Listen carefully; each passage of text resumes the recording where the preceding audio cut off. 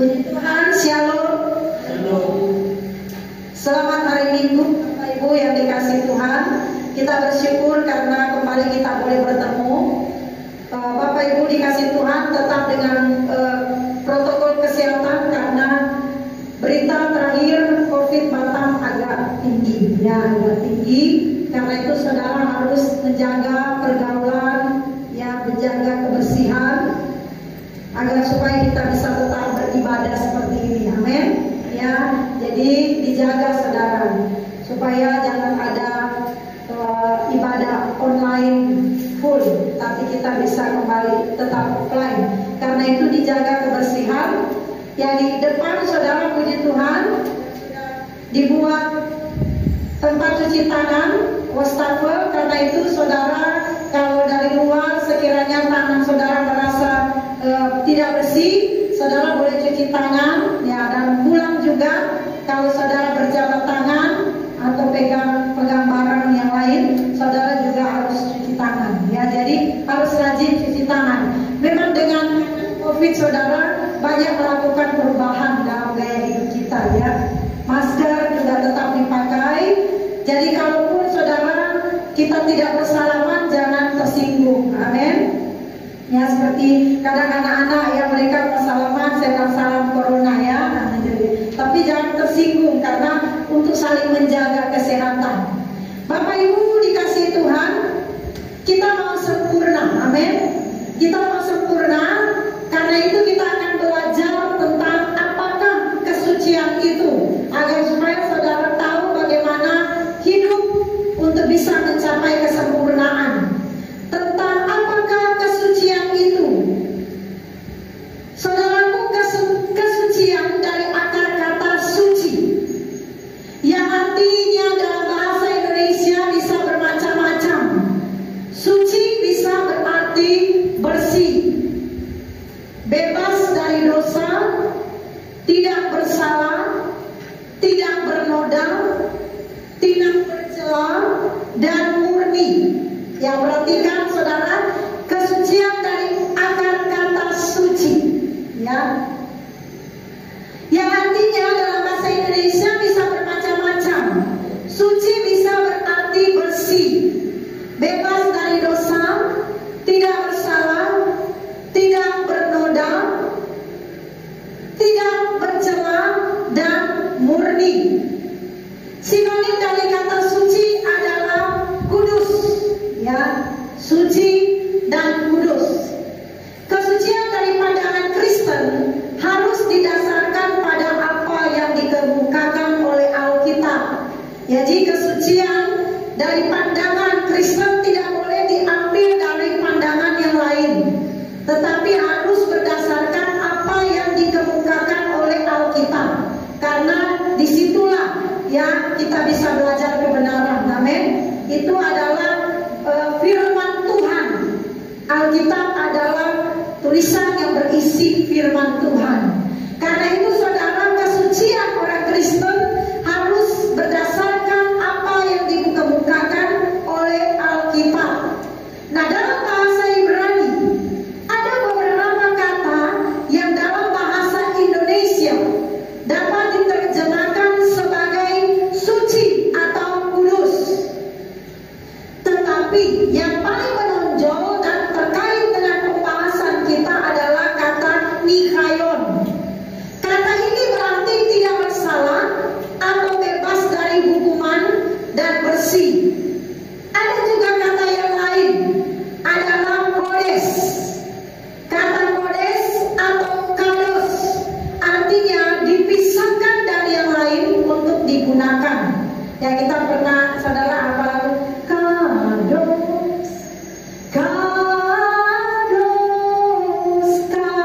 Kados, ya, suci, kudus, ya.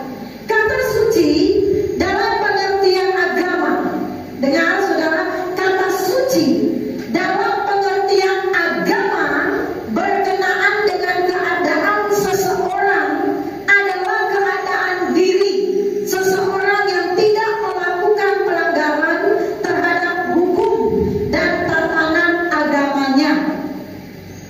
Dalam hal ini kesucian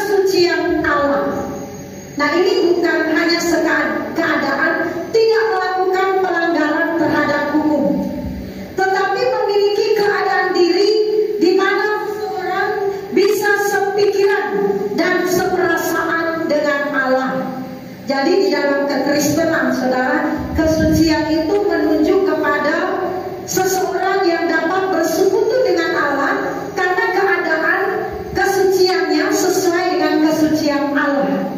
Ya, ini bukan berkeadaan hanya tidak melakukan pelanggaran terhadap hukum, tetapi orang yang suci menurut pandangan Alkitab memiliki keadaan diri di mana seseorang bisa sepikiran dan seperasaan dengan Allah. Amin. Ya.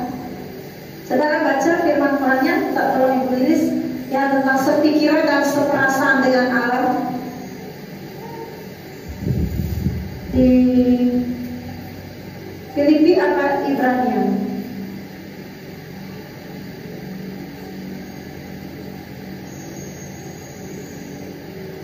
Tetapi memiliki keadaan diri di mana seseorang bisa sepikiran dan seperasaan dengan Allah. Jadi saudara perhatikan tentang kesucian yang dimaksudkan oleh Alkitab. Berbeda dengan kesucian yang dimaksudkan oleh pandangan agama atau hukum. Kata suci, saudara, dalam ayat ini menunjukkan keadaan hati yang terpelihara dari pengaruh kejahatan dunia. Ya, dan apa? Tadi baca? Ya, Filipi 2. Suaranya kencang.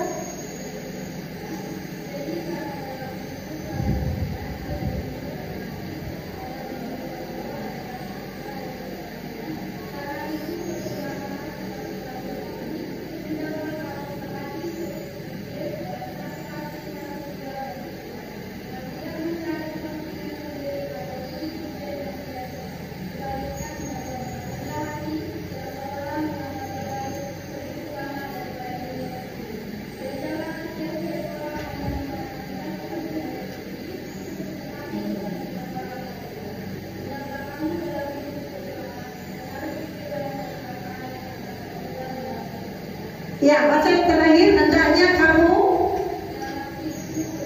dalam hidupmu bersama menaruh pikiran dan perasaan yang terdapat juga dalam Kristus Yesus. Ya, jadi kesucian, saudara, dalam kekristenan bukan hanya keadaan tidak melakukan pelanggaran terhadap hukum, tetapi di mana orang Kristen harus memiliki keadaan diri di mana seseorang itu bisa sepikiran dan seperasaan dengan Allah. Nah, jadi saudara, itu adalah kesucian Alkitabiah. Kata suci dalam ayat ini menunjukkan kepada hati yang terpelihara dari pengaruh kejahatan dunia. Kata suci dalam ayat ini, saudara, menunjuk kepada keadaan hati yang terpelihara dari keadaan dari kejahatan atau pengaruh dunia. Saudara perhatikan di sini. Kita hidup di tengah dunia yang tentunya banyak kejahatan. Ya, banyak kejahatan. Kita berteman, kita bergaul, berkomunitas, yang tidak akan menutup kemungkinan kita akan mengalami yang namanya sakit hati. Ya, kita akan mengalami orang misalnya berbicara sesuatu yang tidak seret dengan hati kita, atau orang mengata-ngatai kita, memaki kita karena kita tidak sesuai dengan keinginannya, ya, atau kita dicela dan lain sebagainya. Nah, saudaraku dikasih Tuhan, di dalam keadaan itu maka orang yang hidupnya suci, dia akan menjaga keadaan hatinya agar supaya apa?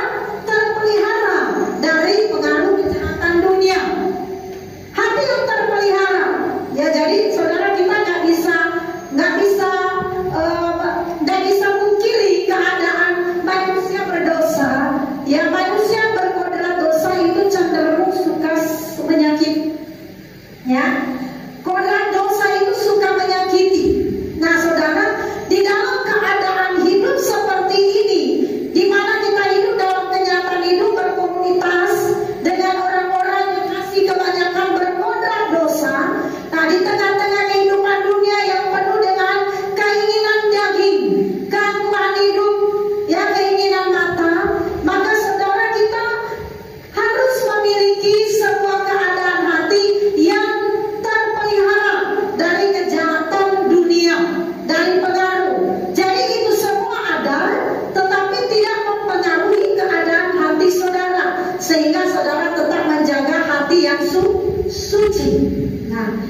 Bapak Ibu dikasih Tuhan, hati yang terpelihara dari apa saja? Dari segala perasaan-perasaan negatif, seperti dendam, seperti kepahitan, kecemburuan, iri hati, tidak mengampuni, bahkan mengingini hal-hal yang bukan bagiannya, dan lain sebagainya. Nah, saudara, kita harus menjaga, memelihara hati kita dari pengaruh kejahatan dunia. Ini adalah perjuangan untuk menuju sempurna. Amin. Ya, menuju sempurna, saudara. Jadi, saudara, kalau kita melihat di sini, ini adalah sebuah perjuangan luar biasa. Perjuangan luar biasa. Jadi, saudara, pergumulan orang Kristen bukan hanya bicara makan dan minum, tapi pergumulan orang Kristen adalah melawan dosa. Itu pergumulan kita. Setelah sampai, saudara, dalam sampai hari ini dalam belajar kebenaran dan mengenakan kebenaran, saya merasakan pergumulan melawan dosa lebih berat daripada pergumulan makan dan minum. Betul, Bapak? Kalau makan dan minum dulu, waktu saya belum seperti ini mengenal kebenaran dan mengenakannya, saya merasa untuk membeli sesuatu, makan dan minum, lebih rasanya berat. Lebih berat memikirkan apa yang mau dimakan. Katanya kalau ada uang, orang berpikir mau makan apa. Tapi kalau sudah mulai gak ada uang, siapa yang mau dimakan? Artinya bisa saling makan orang kalau tidak ada uang, ya. Nah, saudaraku dikasih Tuhan, kalau kita sudah mengerti firman dan terus berjuang untuk hidup suci, saudara akan lebih merasa berat bergumul melawan dosa daripada hanya masalah makan dan minum. Betul? Ya. Sekarang kalau kita ikut Tuhan, saudara, sampai pada level begini, kalau kita sungguh-sungguh memperjuangkan hidup sempurna, sampai pada level makan tahu tempe jadilah. Akan sampai level itu. Makan telur rebus, telur dadar jadilah. Ya. Akan sampai level itu kalau, saudara, kita adalah orang-orang yang berjuang mengenakan hidup suci. Ya, hidup suci sampai kita gak pernah lagi mempersoalkan apa yang kita makan. Artinya apa? Gak berat lagi bagi kita sebagai orang percaya yang mengerjakan kehidupan sempurna. Tidak menjadi beban bagi kita lagi masalah makan minum. Tetapi hari-hari yang akan kita pikirkan adalah bagaimana rawannya hati ini terbelah, tersakiti, terpecah. Maka itu yang kita jaga. Itu yang kita jaga. Dan saudara, sampai pada level itu saudara akan sampai berdarah-darah. Benar, saudara. Apalagi yang menyakiti saudara berulang-ulang orang yang dekat saudara, suami atau istri. Berkali-kali disakiti. Berkali-kali saudara disakiti, dikhianati. Nah, saudara, kalau kita tidak jaga hati itu, bisa tercemari dan kita hilang kesucian. Sedangkan saudara, iblis begitu. Memang Tuhan berkata, tanpa kekudusan tidak seorang pun dapat melihat Allah, tidak seorang pun dapat bertemu Allah. Maka iblis mau merusak hati kita. Iblis mau merusak hati itu agar supaya kita tidak bisa berjumpa Allah, betul? Nah, makanya di sini firman Tuhan menjelaskan tentang bagaimana kehidupan kesucian itu. Kesucian di sini, saudara, bukanlah berbicara hanya secara lahiriah, tetapi yang dimaksudkan oleh kebenaran firman Tuhan bahwa di mana orang Kristen harus memiliki kesucian batiniah.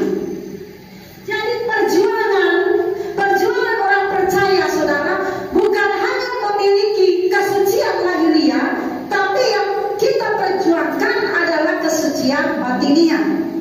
Kesucian lahiriah, saudara, adalah perbuatan yang nampak di luar. Tapi kesucian batiniah adalah sesuatu yang tidak nampak di dalam. Tidak nampak, ya kan? Kalau saudara kesucian lahiriah nampak, dan kalau kita hanya berpatokan pada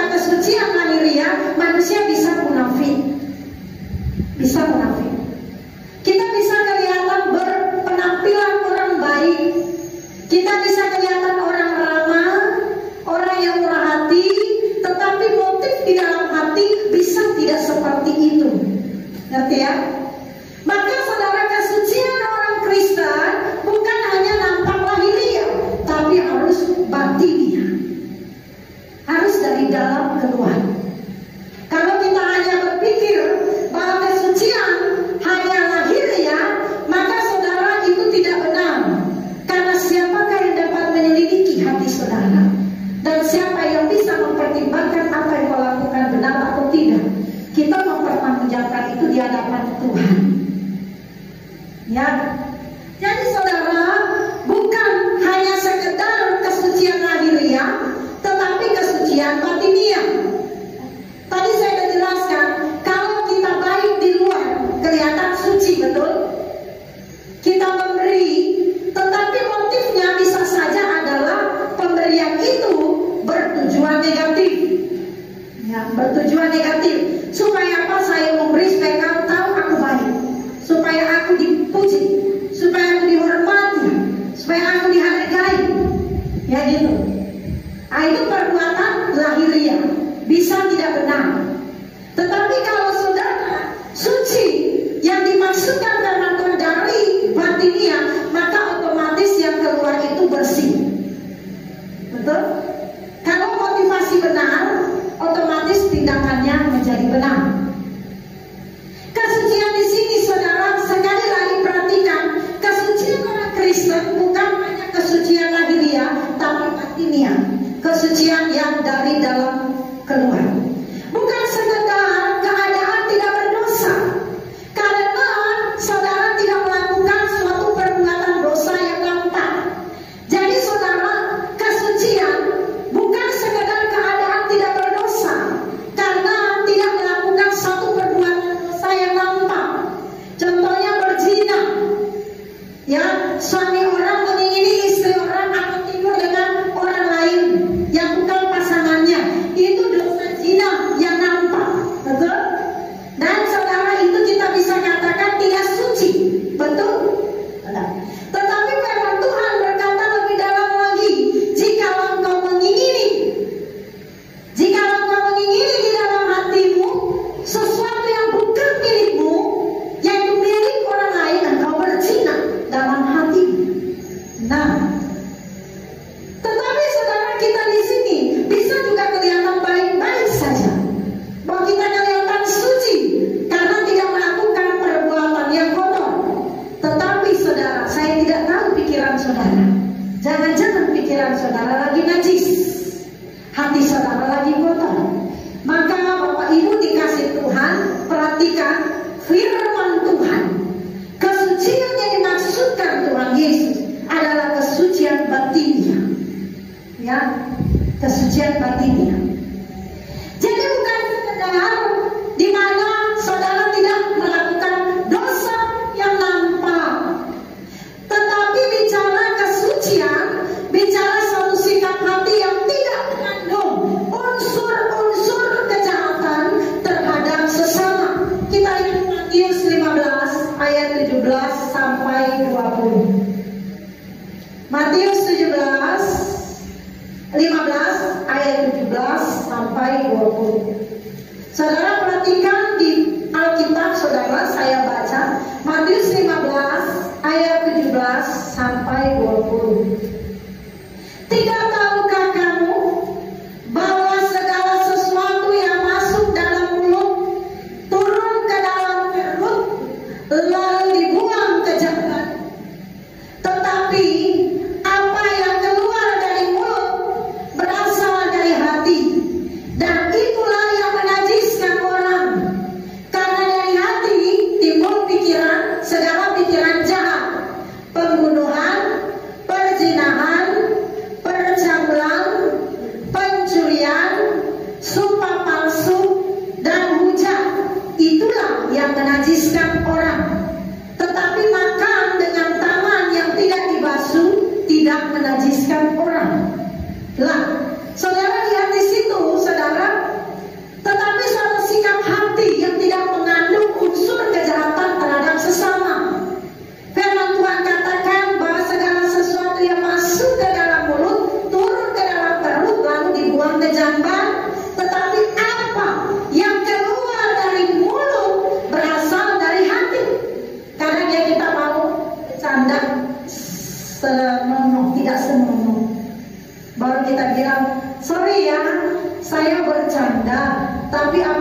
di mulut saya tidak dari hati.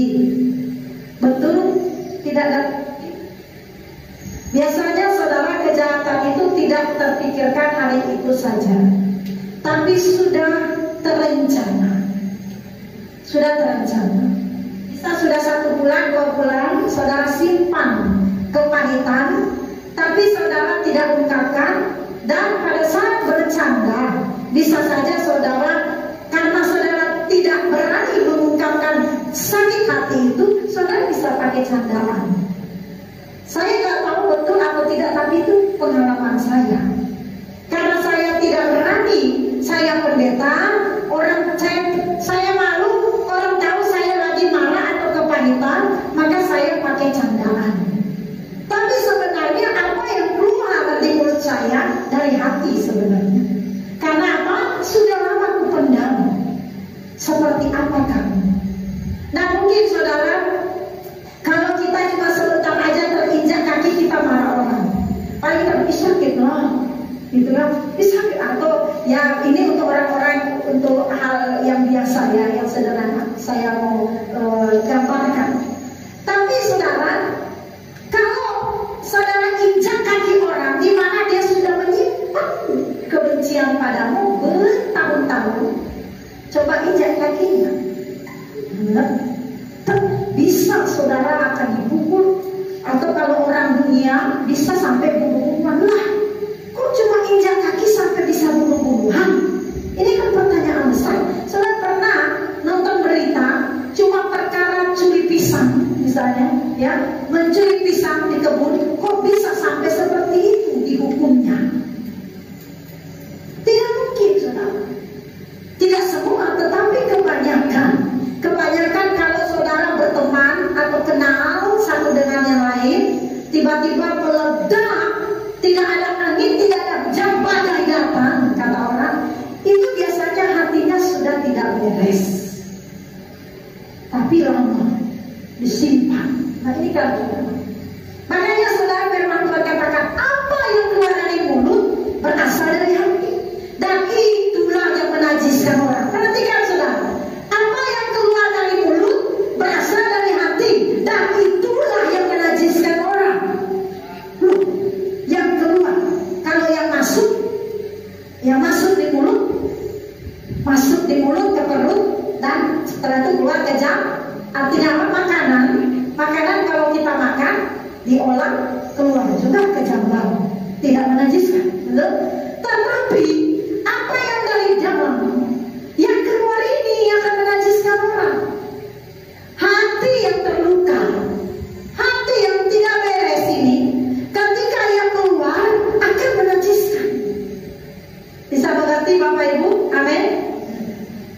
Ini kita mau sempurna, amin. Kita belajar ini saudara. Jadi Bapak Ibu dengar baik, makanan tidak menajiskan. Makanan masuk, dia mulai di perut, keluar ke jambang. Tetapi apa yang dari hati ini keluar ke mulut akan menajiskan.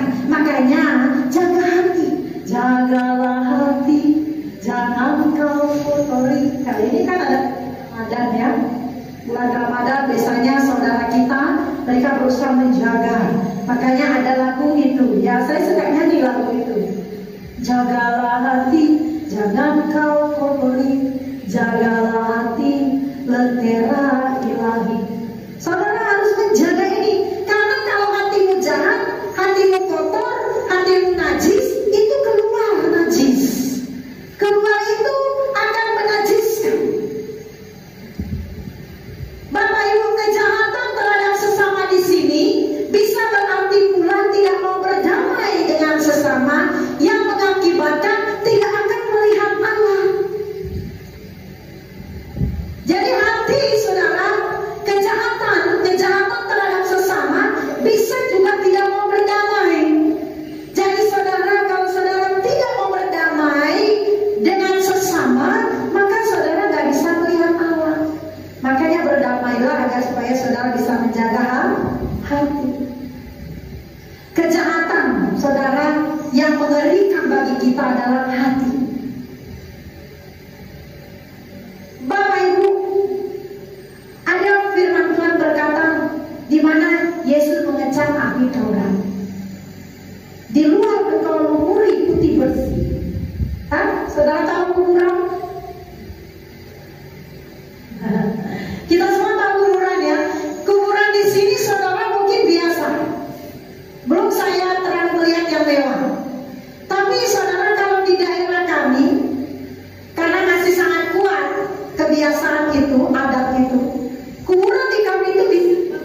monopoli, ya, dibikin indah, dibikin seperti istana kecil, begitu, ya, sangat mewah, putih bersih. Nah, saudara, kita bikin itu di kuburan, putih bersih, bagus, mewah, indah. Saudara tahu di dalam kuburan itu apa? Bangkit, ya, ya, sudah bau kan tubuh kita, ya, kalau udah mati, ya, sudah kembali kepada tanah, debu kembali kepada debu. Nah, di dalam itu tulang belulang, dan firman Tuhan katakan Yesus mengejar orang Farisi ahli Taurat. Di luar kamu lumuri putih bersih, tapi di dalam tulang belulang. Artinya penampilanmu kelihatan suci, tapi sebenarnya hatimu penuh kejahatan. Nah ini saudara, dan hati ini saudara, kalau pelanggaran moral ada hukum negara, betul? Tapi pelanggaran hati siapa yang hukum saudara? Tuhan. Nah, sedangkan negara menetapkan hukuman, kita takut, apalagi kepada Tuhan. Masa kita nggak takut kepada Tuhan yang mencabut nyawa kita, betul? Negara, makanya ya kita bukan melanggar negara.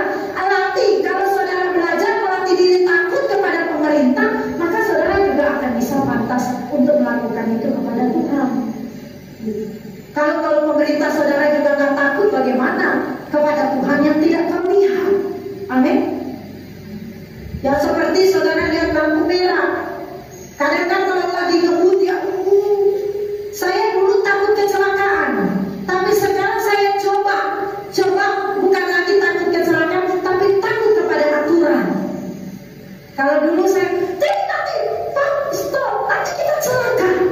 Ya jadi pada saat dulu ya saya takut melanggar lampu merah karena saya masih pada tahap takut celaka. Tapi ketika mulai belajar untuk taat, mulai disiplin dan lain sebagainya, saya mulai berubah hati saya takut pada aturan yang ditetapkan pemerintah. Gitu. Jadi kalau Bapak yang kalau dari jauh kita udah lihat lampu hijau, terus tiba-tiba kan kita mau cepat gitu supaya hijau itu masih hidup, kita udah bisa. Tapi kadang-kadang kan kita nggak sempat sudah lampu merah dan jauh. Tapi saudara, karena kadang-kadang kita kebelet ada acara sudah terlambat, mau kita terobos. Saya sudah jangan lampu merah. Lampu merah, kita harus taat aturan. Gitu. Nah, saudara pun dikasih Tuhan seperti itu. Kita takut Tuhan, ya. Nah, Bapak Ibu dikasih Tuhan, kalau kita tidak mau berdamai dengan sesama, kita tidak akan bisa melihat Allah. Percuma kita berbuat, ya. Haleluya, ku memuji Tuhan. Oh, senyumnya manis, ya, tebar pesona. Walau lagi, baju baru, sudah mulai nyanyi, ya, lebih dari pemenang. Semua jemaat melihat, wow, WL-nya suci, WL-nya hidupnya luar biasa, berkilau-kilau, ya kan? Tak tahu artinya. Hanya dia WL-nya tuh kesana terus. Dia nggak kesana karena ada yang melukai hatinya. Lebih dari pemenang. Lalu sekali dia kirim ke sebelah. Dalam segala perkara. Tapi terpukau semua jemaat. Itulah penampilan lahiriah. Tapi Allah tidak bisa dibohongi. Allah tidak bisa terpukau dengan penampilan lahiriah, Bapak Ibu. Allah terpukau pada hati yang suci. Allah terpukau dengan hati yang kudus. Itu yang menarik Allah. Itu yang menarik hadirat Allah. Bukan penampilan lahiriah. Tapi bukan berarti juga kemarin Ibu Gembala bilang nggak perlu lahiriah. Presidensi bisa berantem gara-gara seragam. Udah, apa aja yang pakai? Kata Ibu Gembala lahiriah nggak penting batinnya. Saudara sudah begitu juga sudah nggak kudus. Saudara ingat Simon Petrus, siapa yang tegur perempuan? Simon, ya? Yang dia berdiri di sudut. Yudas, dia berdiri di sudut, dia lihatin tuh perempuan meminyaki kaki Yesus. Betul ya? Baru dia sok orang yang memperjuangkan. Sok ya. Dia langsung, guru, buat apa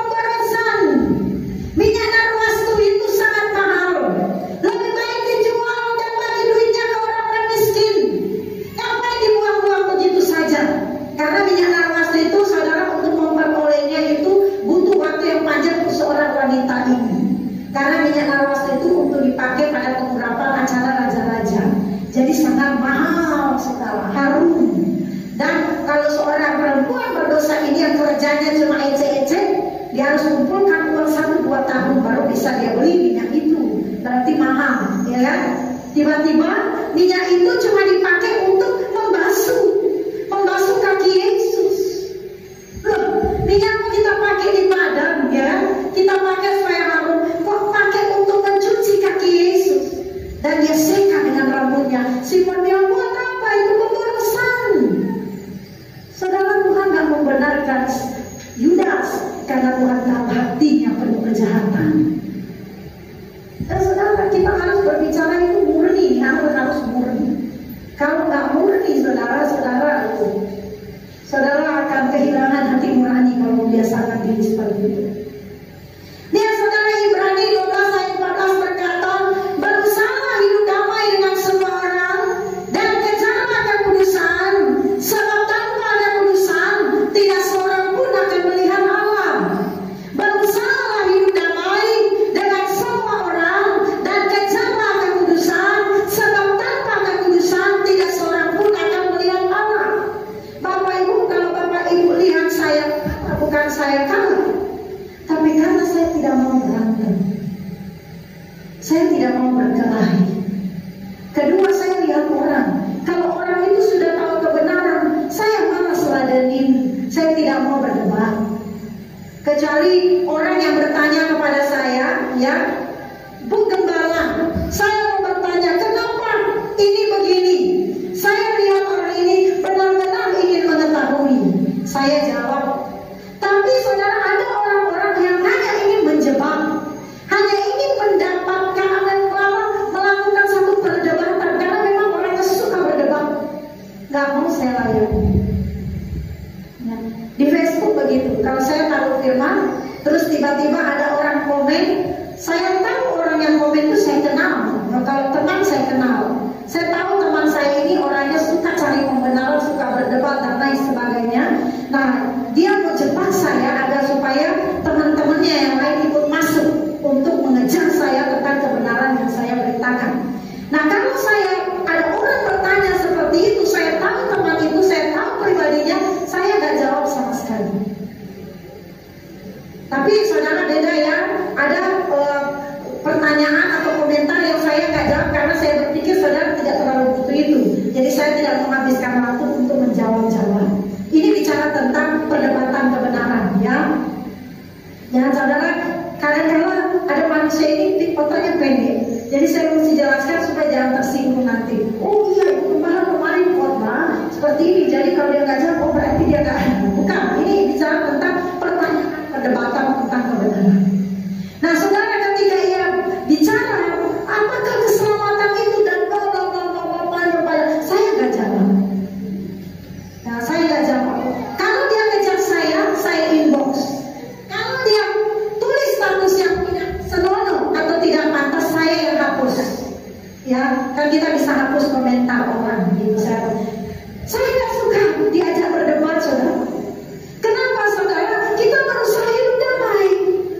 Hidup damai dengan orang lain, amin.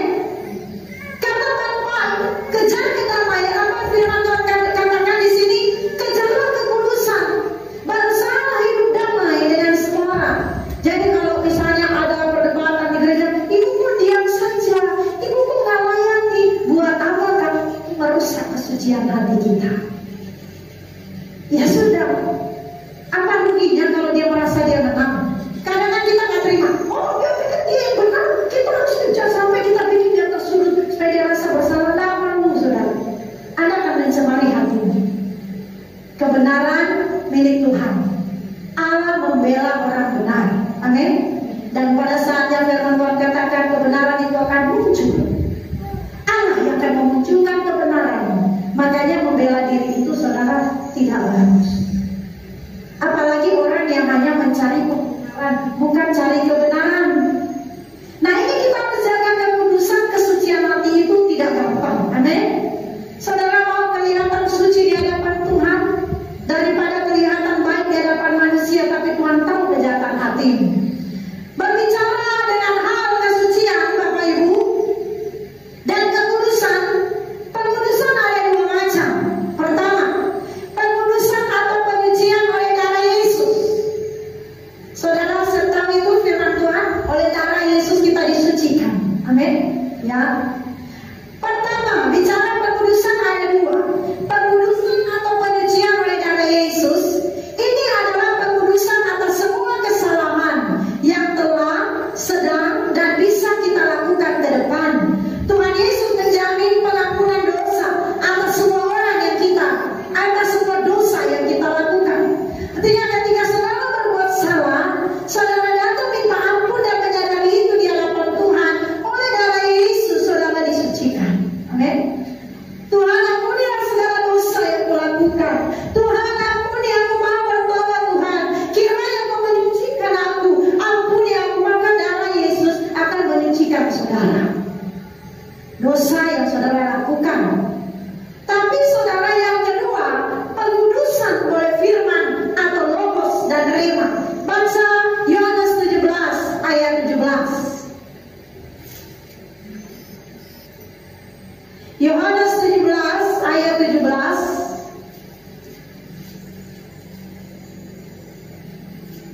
Saya baca, saudara perhatikan firman Tuhan. Kuduskanlah mereka dalam kebenaran, firman-Mu adalah kebenaran. Kalau tadi saudara pengudusan oleh darah Yesus. Kedua, masuk kepada pengudusan oleh firman, logos dan rema. Kuduskanlah mereka dalam kebenaran, firman-Mu adalah kebenaran. Bapak Ibu, pengudusan di sini dimaksudkan adalah pengudusan dalam hal karakter kita. Ketika Tuhan Yesus menyucikan kita dengan darahnya yang kudus, kemudian oleh firman, yaitu karakter kita harus diperbaharui. Melalui firman kita diubah terus dan dibentuk menjadi manusia Allah, man of God, sehingga mengawali perubahan dari kodrat manusia dengan kodrat dosanya menjadi seorang yang berkodrat ilahi, yang mengambil bagian dalam kekudusan Allah. Nah, pengudusan yang kedua ini saudara merupakan proses penyempurnaan. Jadi saudara tidak cukup pada pengudusan yang pertama. Amin. Oleh darah Yesus ketika kita datang menghampiri mengaku dosa, maka Yesus mengampuni dan menyucikan kita. Tetapi kemudian ada pengudusan firman, yaitu penyempurnaan karakter. Penting saudara belajar firman supaya saudara tahu kebenaran dan kebenaran memerdekakan saudara. Amin.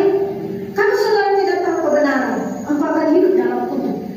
Engkau akan hidup dalam hukum dosa. Tapi ketika engkau tahu kebenaran dan engkau melakukan kebenaran, engkau dimerdekakan, you free.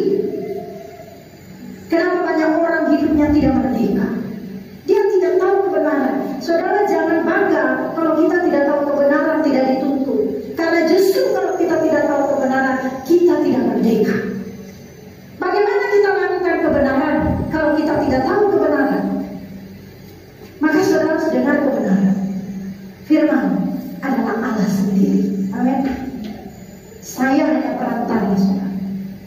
Tetapi ketika saya berbicara, percaya bahwa saya wakil Tuhan menyampaikan kebenaran yang saudara.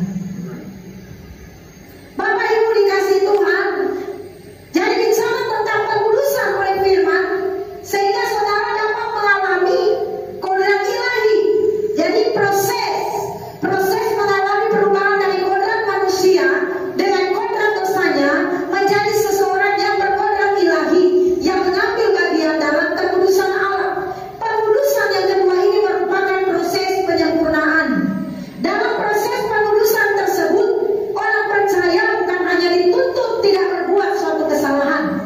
Dengar Bapak Ibu, dalam proses penyempurnaan, orang percaya tidak hanya dituntut untuk tidak melakukan suatu kesalahan, bahkan seharusnya orang percaya tidak bisa melakukan kesalahan lagi, sebab karakternya sudah seperti Yesus yang juga tidak dapat berbuat dosa sama sekali. Jadi saudara, pengudusan yang kedua ini proses penyempurnaan sampai pada level orang percaya tidak bisa melakukan kesalahan lagi. Sampai tidak bisa. Artinya apa? Saudara memang gak ada kekuatan. Gak ada kekuatan. Saya saudara tipe orang memang Jujur ya, saya orang yang sangat emosional. Saya sangat emosional. Melihat segala sesuatu saya langsung refleks. Karena bukan hanya seorang yang suka marah, tapi amarah. Seorang yang penuh dengan kemarahan. Tetapi dalam proses demi proses, saudara, kadang untuk saya marah kepada orang berbuat salah, saya harus mengambil kekuatan untuk marah. Karena sebenarnya, maksudnya marah untuk kebaikan ya. Karena sebenarnya saudara, saya nggak suka lagi marah. Kalau sekarang ya, kalau lagi anak salah atau ada orang buat salah, saya suka mau kadang ditegur ya. Tegur bapak. Kenapa nggak ditegur, nggak marahin, itu salah. Iya ya, karena saya pikir saya dulu tidak ada hari tanpa marah. Marah terus kerjanya. Karena saya mau yang perfect. Saya mau melihat kalau kerja itu rapi, kalau kerja itu bersih. Jadi kadang-kadang mau kecewa juga anak-anak sudah kerja kena marah terus. Karena saya suka yang sempurna. Tapi saudara, mau nggak mau lama-lama itu harus terus dilatih sampai akhirnya saudara itu bukan pemarah, ya. Bukan lagi saudara menunda, tapi memang tidak bisa menjadi pemarah. Marah yang benar menempatkan pada tempat yang benar. Jadi saudaraku dikasih Tuhan, kita tidak bisa melakukan kesalahan lagi sebab karakternya seperti Yesus yang juga tidak dapat berbuat dosa sama sekali. Artinya mati. Yesus mengalami yang namanya mati. Tidak ada lagi keinginan terhadap dosa. Tidak ada lagi keinginan untuk melakukan dosa. Jadi kalau ada orang bilang, tahu nggak, saya dengar kamu tuh diomongin loh, bahwa kamu tuh nggak benar, begini. Ya, kenapa lah? Kalau dulu saudara saya dengar begitu, tunggu saja. Belum terkena matahari saudara, saya dan nongol depan pintu rumah saudara. Percaya loh. Apa? Belum selesai yang melapor, saya sudah hilang dari depannya. Karena di sini sudah menggebu-gebu, ingin bertemu cinta. Ibu belum selesai ceritanya, makanya bisa sama saya karena belum selesai cerita.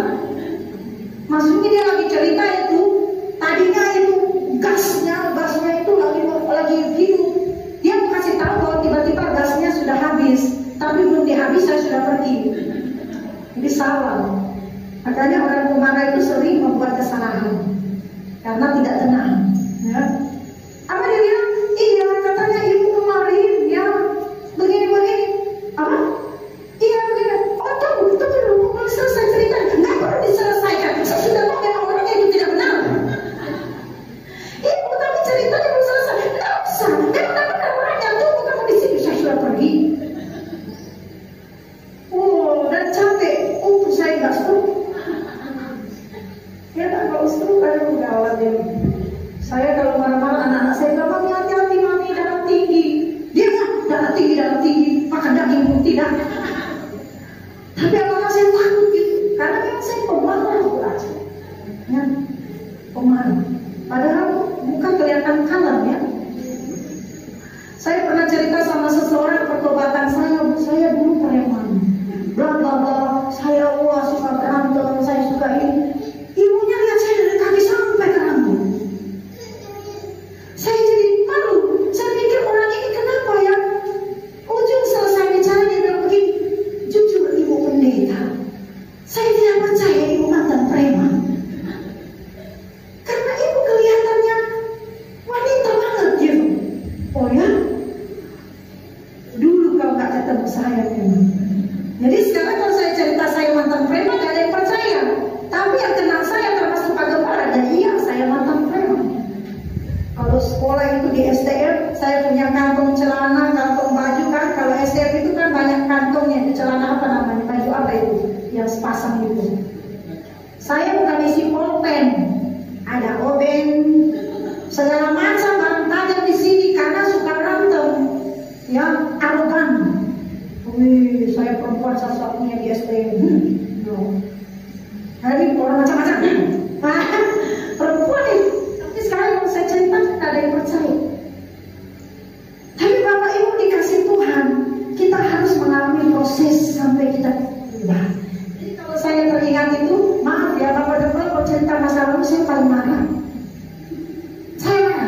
Stop lah. Ya enggak, maksudnya lucu. Iya, tapi saya sudah geli dengannya. Dia udah ingat gak kamu itu kecil-kecil cabai rawit, mulai lagi. Aduh, saya malu sekali saudara. Saya malu karena memang saya kecil. Dia bilang kamu kecil baru kamu pakai sepatu. Saya nggak mau kelihatan pendek Bapak Ibu. Saya nggak suka pakai kets. Zaman dulu nggak ada sepatu tinggi-tinggi seperti sekarang. Jadi sepatu saya itu boots. Saya melanggar aturan. Sampai ada boots, baru di dalam boots itu saya kasih kain setebal ini. Biar tinggi saya. Karena saya mau kelihatan jagoan. Nah, kalau Bapak suka cerita itu saya malu sekali. Nah, Bapak Ibu dikasih Tuhan, kita harus mengalami proses penyempurnaan, mengerjakan keselamatan. Amin. Ya, kok saya jadi ke situ ya? Tetapi saudara sekarang tidak lagi. Kalau Anda kata si A itu begini, begini. Kalau dulu ketemu gereja saudara tahu saya marah. Sekarang bukan saya munafik, memang saya tidak bisa marah. Shalom Ibu, ya shalom. Saya bilang, Ibu, kenapa itu ya? Jangan-jangan marah sama saya, gitu ya. Sekarang ya, saya baru dengar, masih panas-panas, masih kok. Saya dengar saudara ceritakan saya, tapi saya bisa bertemu saudara dan saya enjoy. Bukan saya munafik. Kemarin aku malah perasaan lagi marah ya. Betul, saya kesel mendengar cerita itu, tapi saya nggak akan marah. Shalom Ibu, apa kabar? Ya, kabar baik, ya puji Tuhan. Padahal saya baru dengar Anda menceritakan saya, tapi tak masalah. Karena saya tahu firman itu proses hidup saya. Amin. Sampai seperti itu saudara, mau seperti itu.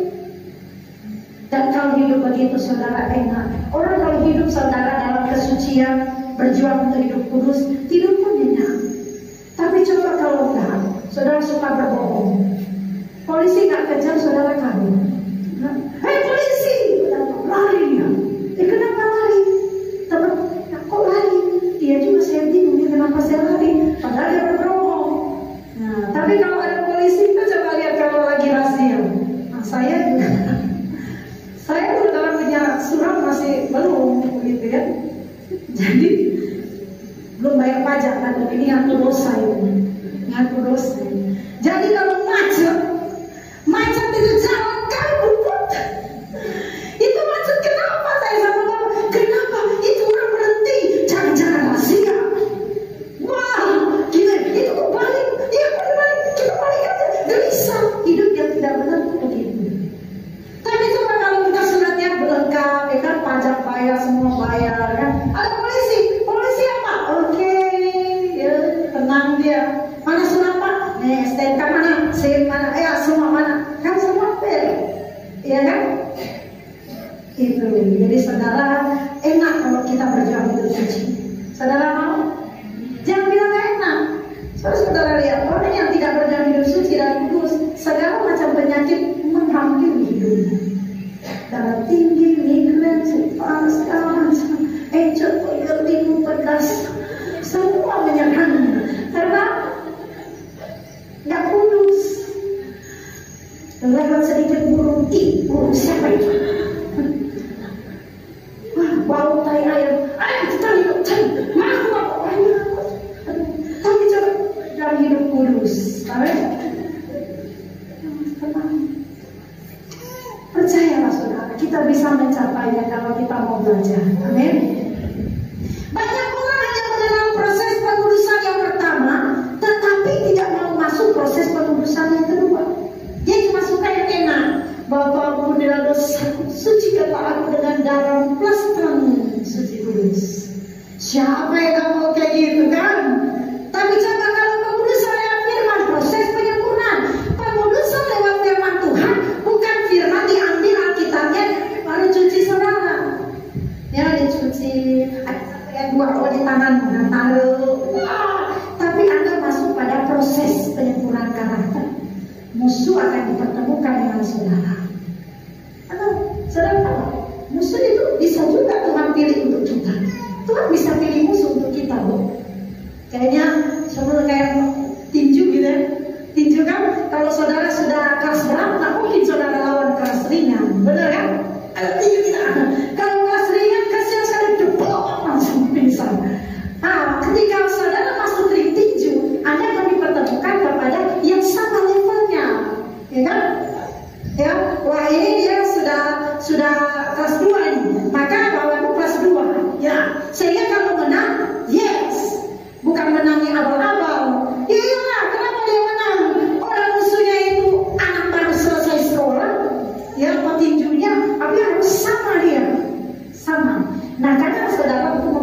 kekristenan kita supaya menjadi sempurna. Allah pilih musuh untuk kita. Ngeri, no? Musuh pun dipilih Allah. Tujuannya apa? Bukan tujuan untuk membinasakan, bukan. Tujuannya adalah untuk melahirkan kau menjadi pribadi yang sempurna. Amin. Orang bilang gini, kalau misalnya saudara disakiti sama tukang pos security di sana, saudara bisa dendam sampai mati nggak? Kurang aja security tadi, dia cekat saya di depan suruh bayar. Biarin aja lah, security aja kok marah. Ya. Tapi coba yang nyakitin saudara teman dekat sepiring berdua. Ya. Sepiring berdua, kau temanmu kita sama-sama. Kau seperti roti, seperti mentega. Jadi sama-sama gitu. Tiba-tiba saudara disakiti, kau dendam sampai mati. Ya, bisa begitu. Semua keluar. Dulu akunya, semua muncul semua. Sakitnya entah ampun. Jadi saudara, kalau saudara pada level-level tertentu, saya ini khusus berbeda dengan saudara, betul? Musuh saudara yang bayi rohani, musuh kosong beda dengan musuhnya yang kemarin. Ya, kalau musuhnya yang kemarin mungkin sudah sama pendeta atau sudah sama tahu firman, sudah sama.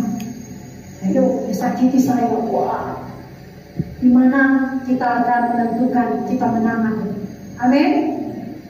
Jadi saudara, banyak orang hanya mengenal proses pengudusan oleh darah Yesus, tetapi mereka tidak pernah mau mengerti tentang proses pengudusan yang kedua, yaitu oleh firman Tuhan, di mana saudara diproses untuk menjadi sempurna seperti Yesus. Masalahnya di sini banyak orang Kristen yang tidak berusaha untuk menjadi sempurna karena mereka sudah puas dengan kehidupan kekristenan yang mereka jalani tanpa ada geliat yang jelas dan kuat untuk bertumbuh menjadi sempurna. Mengapa demikian? Karena mereka memiliki argumentasi sebagai alasan. Perhatikan saudara, kenapa banyak orang Kristen yang tidak berusaha menjadi sempurna?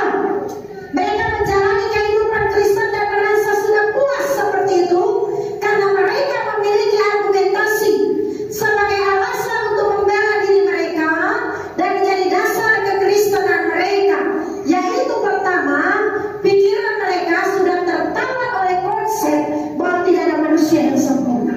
Ini bahaya sekali. Kalau Anda salah satu orang yang tertawan konsep tidak ada manusia yang sempurna, Anda tidak pernah akan bisa disempurnakan lagi. Anda sedang pisah dari Allah. Jadi saudara, ada banyak orang percaya, orang Kristen memiliki argumentasi sebagai alasan membela diri mereka bahwa tidak mungkin manusia sempurna karena memang tidak ada manusia yang sempurna. Sedangkan firman Tuhan katakan, sempurnalah seperti Bapa engkau sempurna. Nah, saudara yang tidak dengar firman Tuhan minggu lalu bisa agak bingung, ya. Minggu lalu saya sudah jelaskan apa itu kesempurnaan. Nah, kedua, manusia adalah makhluk yang penuh kekurangan dan kelemahan di hadapan Allah. Kalau kita punya prinsip, argumentasi, alasan seperti ini, maka saudara tidak akan pernah belajar untuk sempurna. Karena orang akan berkata begini, kan semua makhluk punya kekurangan. Semua kita punya kelemahan di hadapan Tuhan. Kenapa harus dipersoalkan? Nah, kalau seperti ini, saudara sempurna. Karena apa? Argumentasimu itu sudah jelas. Pertama, tidak ada manusia yang sempurna. Yang kedua, manusia semua punya kekurangan dan kelemahan. Betul. Tapi apakah Anda akan terus memiliki atau mencintai kekurangan? Saya tahu kekurangan saya dan saya menangisi kekurangan itu. Saya tidak tahu kekurangan itu, tapi saya harus berjuang untuk bisa meninggalkan itu. Amin. Ya, kok banyak orang bangga dengan dosanya? So kita harus malu, saudara. Ya, harus malu sama Tuhan. Ya, katanya kita cinta Tuhan, kok kita nggak sayang sama Tuhan? Saudara punya sesuatu aja yang saudara cintai, ya, saudara berani memberikan segalanya. Masa untuk cintamu kepada Tuhan tidak? Hati-hati saudara. Kalau saudara pacaran dengar ada orang bilang, aku mencintai, lakukan saudaraku. Wow, kalau dia sudah bilang gunung kan udah, hujan rinti-rinti aja nggak jadi hujan. Apalagi dia bilang, wow katanya lakukan saudaraku, gunung kan udah capek itu laki-laki pun baru. Ya kan, langsung bilang aja bang, hujan rinti-rinti kemana mau lihat aja. Jadi saudara, banyak orang Kristen berargumentasi manusia makhluk yang penuh kekurangan dan kelemahan di hadapan Tuhan. Ya Tuhan juga tahu, nggak usah saudara ngomong. Tapi Tuhan tidak mau saudara terus dengan kekurangan dan kelemahan itu. Tuhan mau saudara disempurnakan. Yo, berubah. Nggak bisa Tuhan, aku nggak bisa. Aku punya kekurangan, punya kelemahan. Tuhan ya udah aku maklumi lah, nggak bisa. Itu namanya Tuhan tidak sayang saudara. Kalau Tuhan sayang kita, saudara, oi, sini, mana kelemahanmu? Mana kekuranganmu? Tak, dibersihkan. Tapi kalau bilang, Tuhan aku penuh kekurangan, aku penuh kelemahan, ya sudah sayang, tidurlah kau dengan kelemahanmu. Itu Tuhan yang gak benar. Tuhan yang gak benar, dia mau ambil kelemahanmu. Amin. Dia mau ambil kekuranganmu dan dia ganti dengan sesuatu yang baru. Bukan ganti ambil jual beli, itu tidak proses. Amin. Kayak bejana gitu kan, bejana kita dasarnya jelek. Saudara lihat guci-guci orang Cina, guci-guci mahal yang terpampang di mall-mall itu, aslinya bukan begitu guci itu, aslinya dari tanah liat. Yang saudara injak, yang tidak berguna tanah merah itu tanah liat. Nah diambil sang pencunan, ditaruh di tangannya, dibentuk sesuka hatinya sampai jadi bagus, jadi indah, dipampang di mall, harganya bisa sampai ratusan juta. Itu pecinta kunci itu pasti tahu. Yang saudara kita ini jelek, Tuhan mau ambil kejelekan kita semua, jadikan manusia sempurna lewat firman. Amin. Jadi saudara dikasih Tuhan, karena memiliki pemikiran ini, akhirnya mereka tidak akan pernah mencapai kesempurnaan tersebut karena pikiran yang telah terpasung oleh konsep dan filosofi tersebut, sehingga mereka ibarat prajurit yang sudah kalah perang sebelum maju berperang. Memang perlu kita mengerti dan perlu kita sadari, manusia tidak akan pernah untuk sempurna kalau percaya dengan sih. Memang manusia, kita harus mengerti tidak akan pernah sempurna. Kita tidak akan pernah mengerti kalau mengandalkan kekuatan sendiri.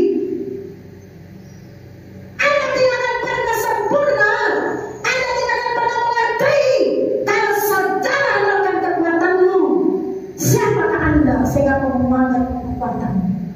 Tetapi kamu akan bisa kalau andalkan Tuhan dan Roh. Kalau saudara bilang tidak ada yang bisa sempurna, yes. Kalau Anda mengandalkan kekuatan. Dan firman Tuhan katakan, terkutuklah kau mengandalkan kekuatanmu dan kau mengandalkan orang lain. Terkutuklah manusia yang seperti ini. Tapi firman Tuhan katakan apa? Diberkatilah orang yang mengandalkan Tuhan dan kekuatannya. Kalau saudara mengandalkan kekuatan Allah untuk berjuang hidup suci dan kudus, saya percaya Anda bisa. Amin. Mari kita bangkit berdiri.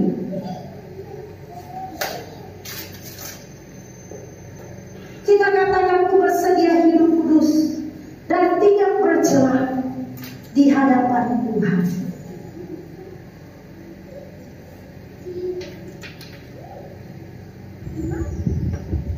Haleluya. Saudara relakan hatimu dan terimalah kebenaran yang kau dengar, agar supaya kau dapat berubah dan dapat disempurnakan. Tuhan suka anak pribadi yang mau berjuang sempurna. Memang sekarang saudara mesti sempurna, tapi Tuhan mau saudara berjuang untuk sempurna. Berjuang jaga hatimu, supaya hatimu jangan dicemari, jangan dipengaruhi oleh kejahatan dunia. Tapi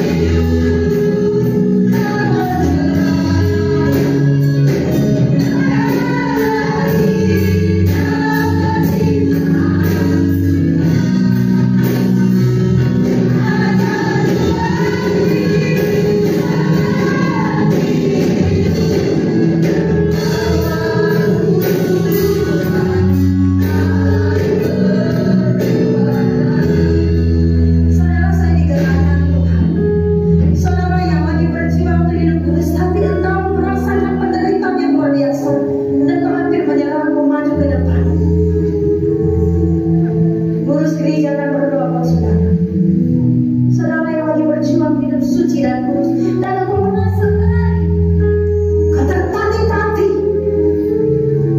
Kau rasanya ingin menyerah. Mari datang, serahkan itu kepada Tuhan. Serahkan kelemahan. Ditampung kalau kau mengandalkan kekuatanmu sendiri. Angkat tanganmu, katakan dengan sungguh-sungguh, ku bersedia hidup yang tercela.